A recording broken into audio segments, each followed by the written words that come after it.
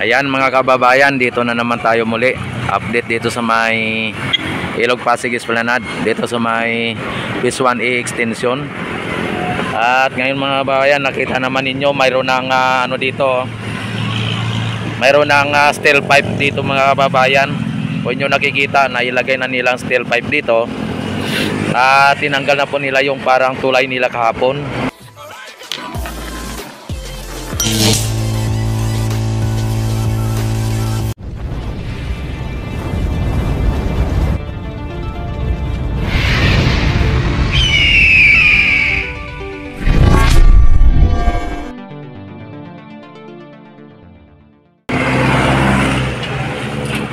At kung inyo nakikita mga bayan, ang steel pipe ay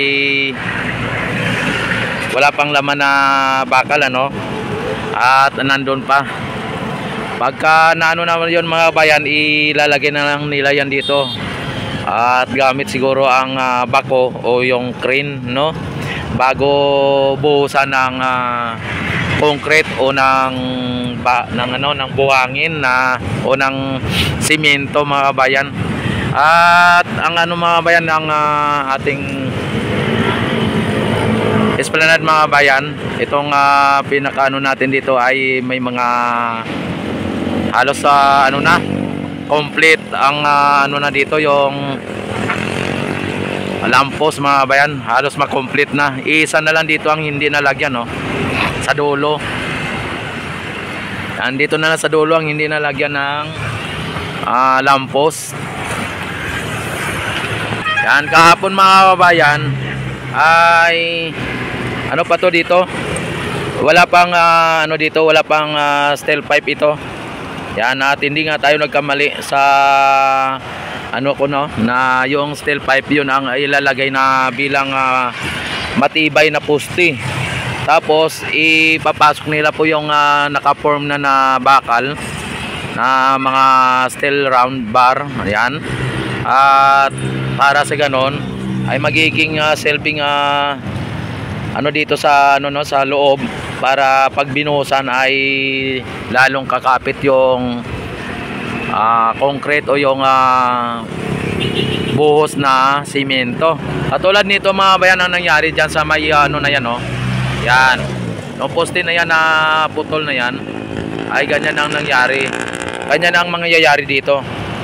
At dito mga bayan, linagyan na nila ng simento at lalagyan natin nila ng CR dito. Ayan o. Ayan. Kung nyo nakikita, may CR dito no. Yan, at darating ang araw na ito ay magagamit. Pagka sakali na ito ay magiging ano na, yung formal na pasyalan na. At yan, nakita naman ninyo, naglagay na sila dyan ng CR. Yan, at kung yan ay pansamantala lang, ay yan po ay ano no, hindi natin masabi dahil po sa malamang mayroong ano yan, mayroong Poso Negro no. Hindi naman pwedeng idiretso na lang dito sa may Ilog Pasig. At pag mag taas ang tubig ay aapaw po yan dyan kung diretso sa Ilog Pasig ang kanilang Poso Negro o wala silang Poso Negro ano. Sa ngayon mga kababayan, at ito nga na ngayon ang naging ano no, saglit lang ha. Ito na ngayon ang pinakalitis na kaganapan dito. At maging ang mga baluster ay na ano na, buhusan na. At dito sa may natirang pader mga bayan na hindi pa naayos ay binungkal nila. At hindi natin malaman kung ito po ay lalagyan ng plant box mga bayan. Ang ano dyan, yung lampos ay hanggang dyan lang. At ang kasunod naman ay plant box o mga halaman para maibsan ng init no, na dulot ng sikat ng araw. Kapag kami mga halaman dyan ay friendly ano, at talagang maibsan ang mainit na sikat ng araw. May masisilungan at ito may mga dumadaan. Hello, shout out. Ayan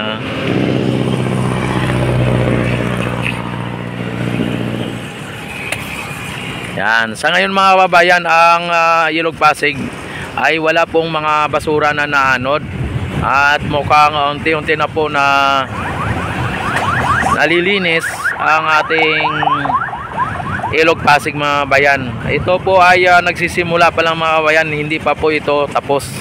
At tayo ay nagsisimula pa lang. Ayan, ang esplanade mga bayan mula ng Port Santiago hanggang dito sa may likod ng post office ay nasa 1.2 kilometer. 1.2 kilometer mga bayan. At kung ito ay lalagpas dito sa MacArthur Bridge, papunta na dito sa may Loton area, ay may higit na po, halos maabot na po ng 1.3 or 1.4. Pero sa ngayon mga babayan, ito ay talagang pinaka sa natin dito sa may MacArthur Bridge, sa pagitan po ng Phase 1A extension mga bayan. Ito kung Phase 1A extension. Ayan. At ito ang ginagawa po ng ating mga dito. Ayan si Foreman Yan, tuloy-tuloy lang po ang kanilang paggawa dito mga bayan, para sa ganon ay may makikita tayong araw-araw na pagbabago dito. Ito po ang bagong Pilipinas mga bayan. At ito po ang PBBM, Pasig Bigyang Buhay Muli. Yan, at hindi po nila yung ibang mga nag-vlog dito na kuno ay kay Duterte ito ay mahiya naman kayo. Yan, parang yun ang sinasabi ni PBBM sa kanyang suna, mahiya naman kayo. Ayan, talagang dito mga bayan. At yan, sa ngayon mga bayan, ito ang pinakalitis mga bayan at dadako tayo o pupunta naman tayo sa kabilang dako, kabilang side, kung ano po ang nangyayari dito sa kabila.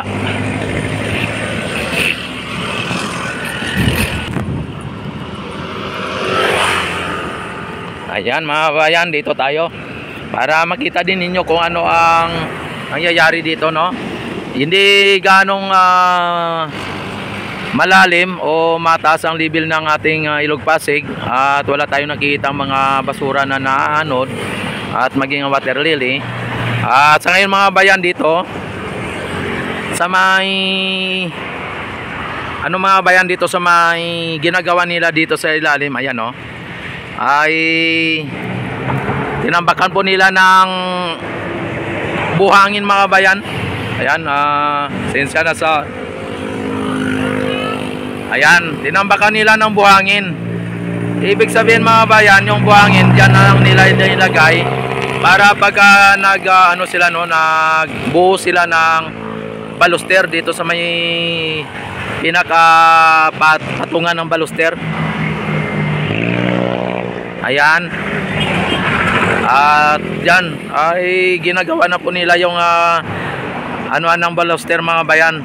Sa sunod na araw ay kinabukasan ay makita na ninyo may mga baluster na sigurado dyan na hindi naman na sigurado, pero malamang ay may makita kayong pagbabago. Baka mayroon ng mga nakatayong baluster dyan kahit na hindi pa nabuhusan, at least may nakatayong baluster. Talagang na po to mga bayan, yung seryoso na po itong ginagawa nila dito.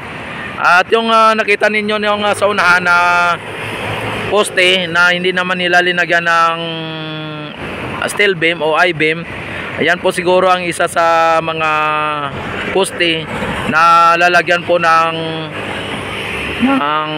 bakal o lagyan ng tulay dahil po lalagyan ng tulay dito mula doon lalagyan ng tulay papunta dito at ang ipupusti po yung bakal o yung steel pipe din siguro ang ilalagay dito, no?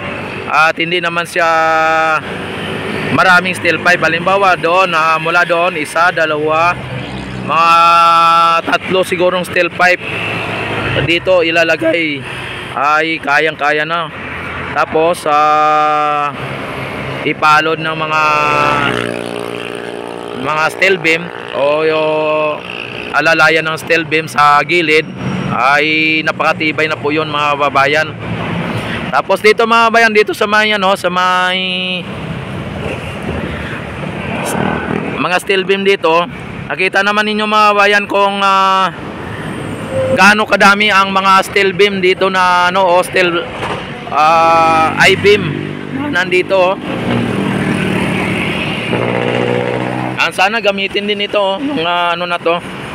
Yan nakita naman ninyo ang daming mga I-beam o steel beam na nandito.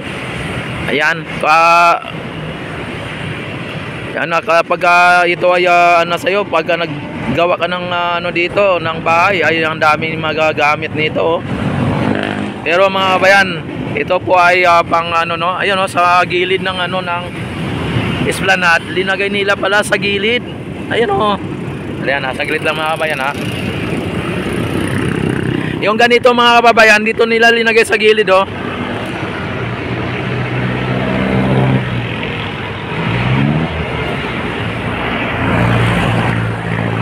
ayan. Diyan nila linagay sa gilid paikot ng gilid ang linagay nila ay ito. Ayan yan ang linagay nila mga bayan. Kaya pala mga dito, may mga sizes, may mga mahaba, may mga maiksi, depende sa haba at depende sa iksi. Ayan. Dahil po sa na po yan doon pala,